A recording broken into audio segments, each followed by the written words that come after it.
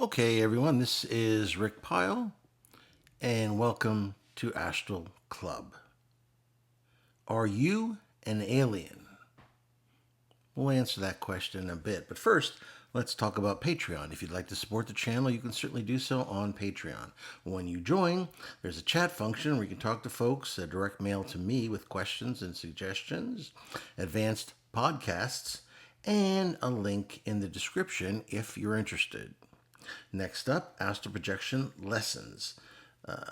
There is an email in the description if you're interested, and all you have to do is just ask for more information. I've now had classes with amazing people from all over the world, and we've had a pretty high success rate so far, around 87%, because I get emails from people when they have their projections. So I'm quite happy about that.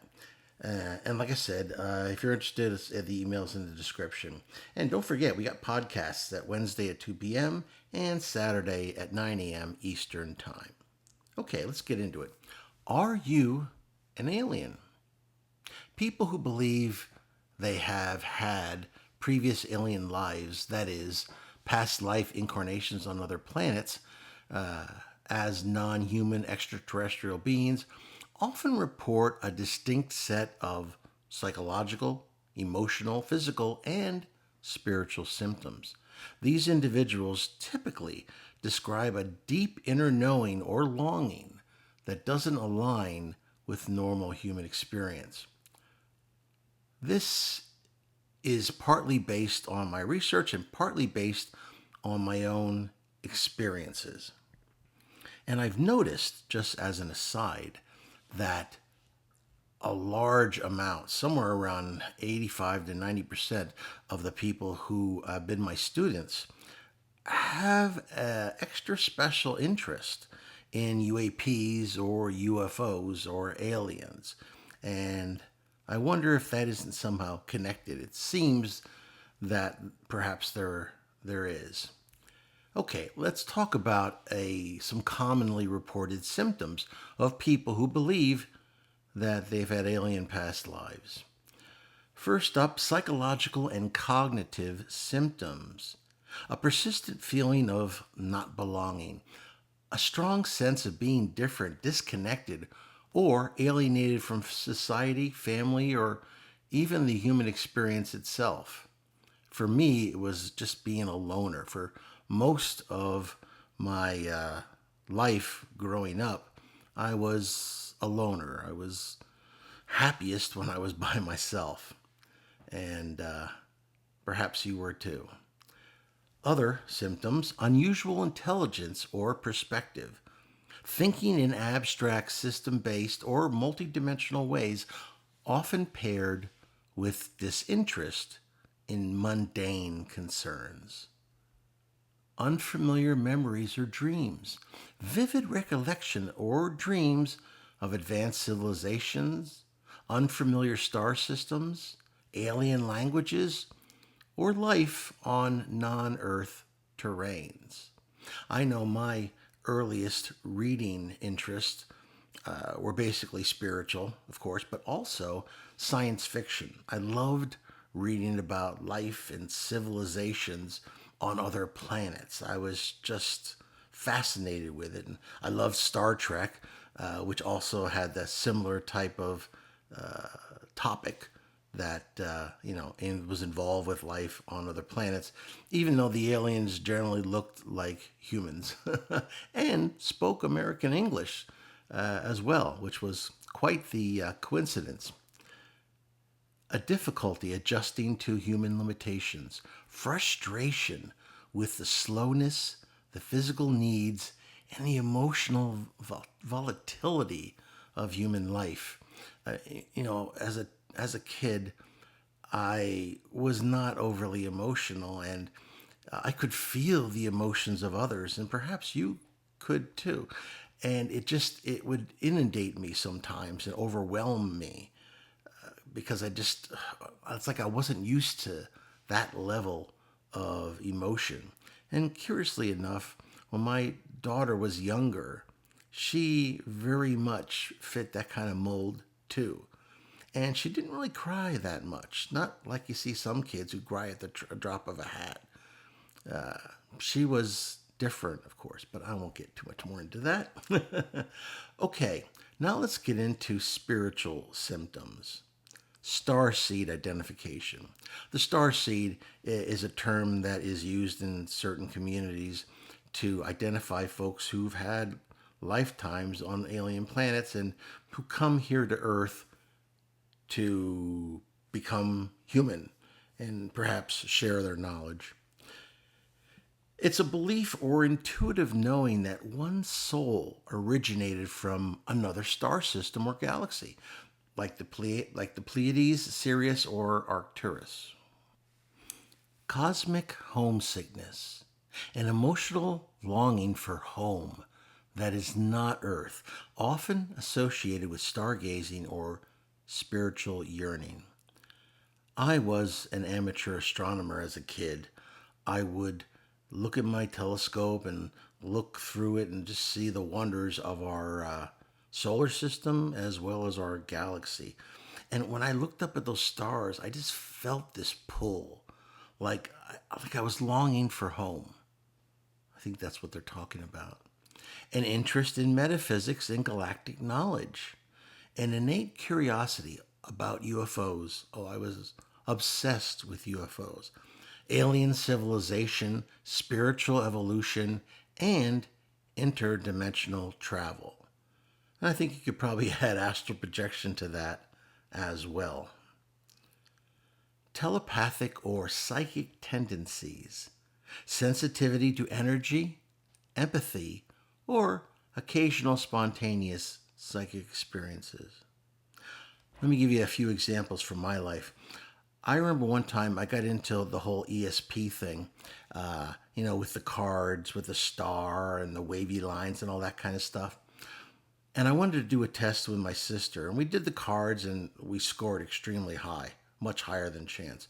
But I wanted to do a real experiment, something that I was sure was real. So I gave her a tablet, and I had one myself. And I told her to go upstairs to her room, close the door, and to write down the first thing that comes to her mind. I didn't say anything more than that. I didn't talk about shapes or people. I just said whatever comes into your mind.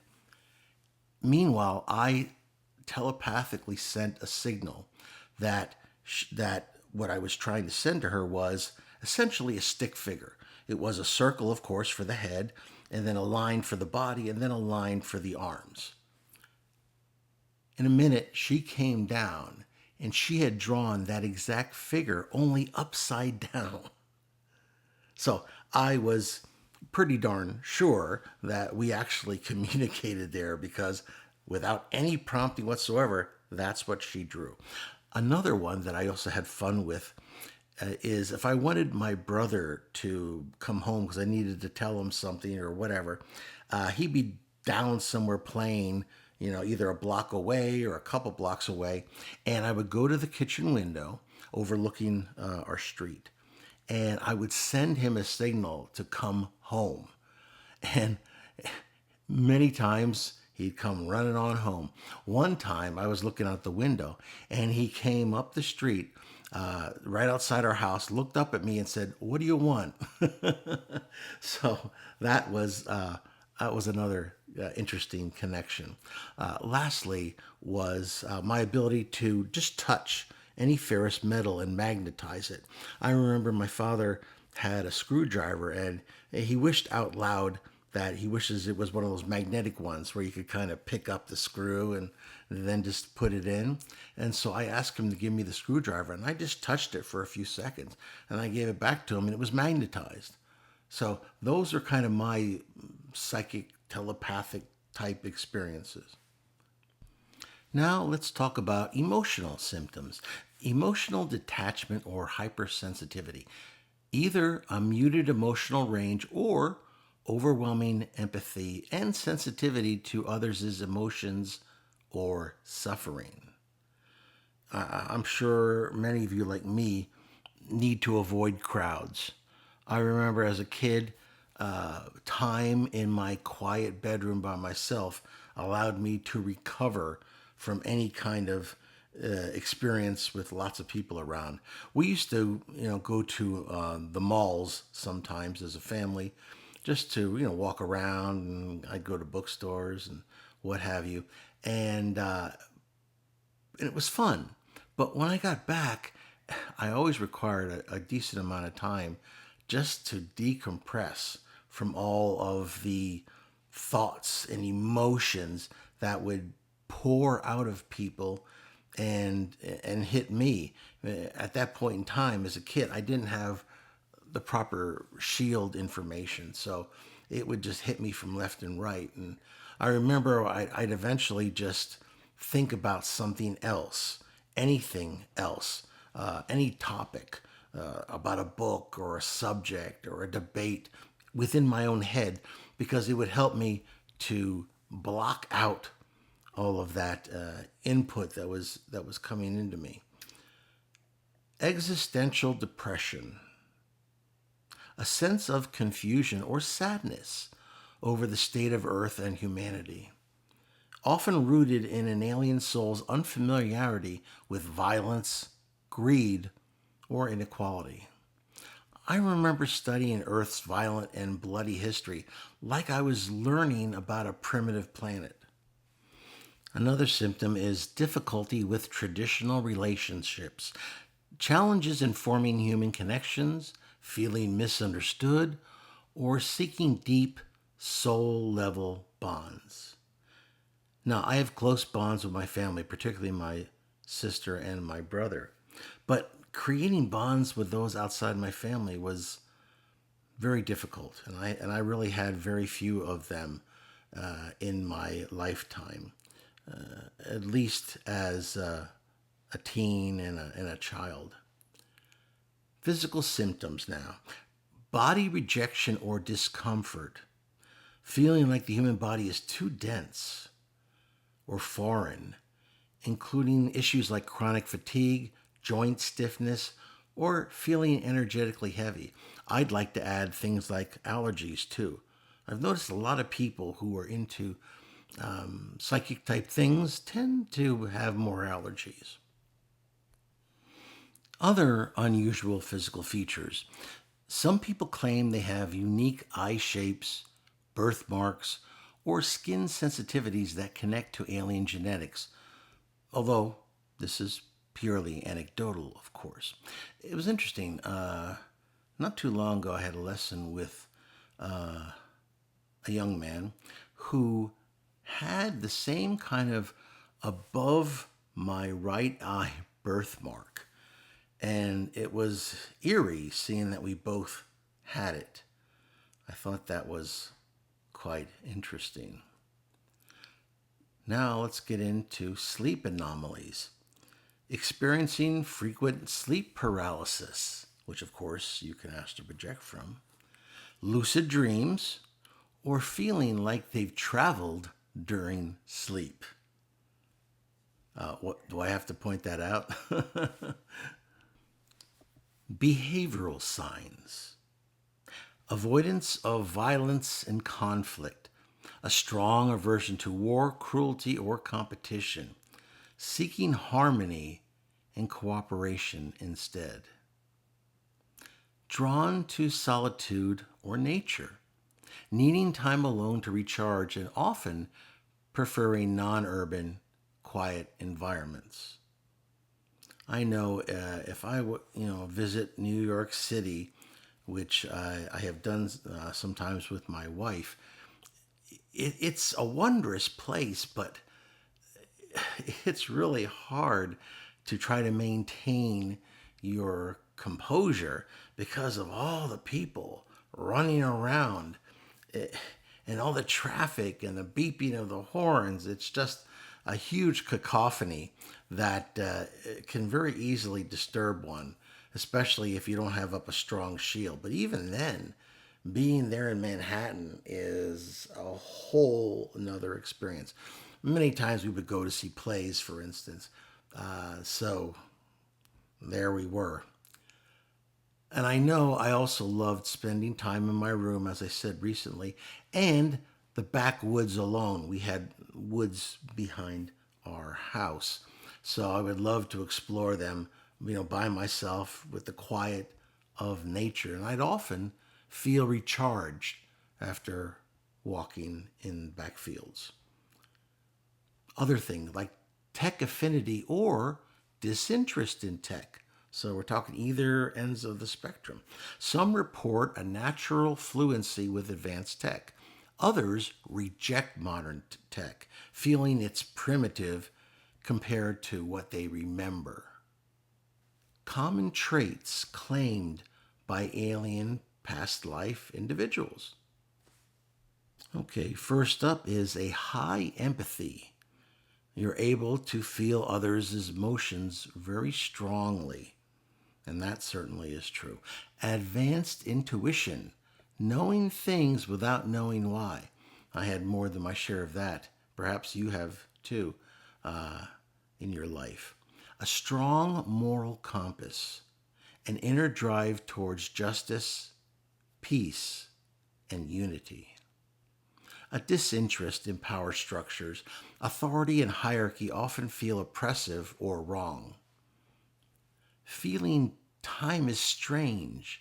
Experiencing time as a non-linear or being sensitive to time shifts. I mean, for me, and I've mentioned this before, but for me, a lot of this is involved with the Mandela effect. And I'll mention a few of those things again now. I have a clear memory of the Berenstein Bears being their name. I remember I was in an amusement park with my daughter, and up front they had these ceramic bears, and it said Berenstein Bears right on the plaque. And I joked with my daughter, who was like 7 or 8 at that time, and I asked her, "Hey, do you think the bears keep kosher?" Now, she didn't really get the joke, and she doesn't remember this today, but I thought it was funny, and I remembered it. But of course, now in this time frame, in this time period, they've always been called the Berenstain Bears, which is, why would I make a joke like keeping kosher with the name Berenstain Bears? It wouldn't make any sense. Another one, and these are tragic memories, perhaps that's why I remember them, but it's weird. You would think they'd be world-changing kind of things, but it's not. First up, I remember that Louis Anderson hung himself in like 2001 or 2002. But in this timeline, he just died in 2022. I remember they were all calling it the Family Feud curse. And that was the big thing everyone was talking about. But now nobody really talks about that. And I remember thinking to myself, he probably hung himself because he was tortured over being gay. And which even, back in that time, there still was a lot of, confusion and a lot of conflict over, the whole idea of being gay and being married. And so, it made sense to me at the time, why perhaps he took his own life. But of course, it didn't happen in this time frame. Lastly, there was an AHA lead singer, Morton Harkett, who announced recently in 2025 that he had Parkinson's disease. But I remember when he committed suicide in like 1996 or early 1997. It was from depression, and people thought that perhaps it was because, the band had broken up a year or two before, and he was reaching this artistic end. He wasn't able to create anymore. So I have a clear memory of that. As a matter of fact, it was probably about 10 years ago now at this point. They mentioned, him, Morton, and that he was going to be doing something. I was like, what are you talking about? He committed suicide years ago. Turns out he didn't, not in this timeline. Interesting. Well, those are the common symptoms of people who have had alien lifetimes. So how many of these did you feel you matched? Let me know in the comments. I'd love to hear any of your experiences that were out of the ordinary or would fit any one of these behavioral or other signs of those alien lifetimes, because I'm sure I and everyone else would be very interested in reading them. At any rate, this is Rick, and please like, share, and subscribe. And I want you to have a nice day and week. And this is Rick, and I will see you on the astral plane.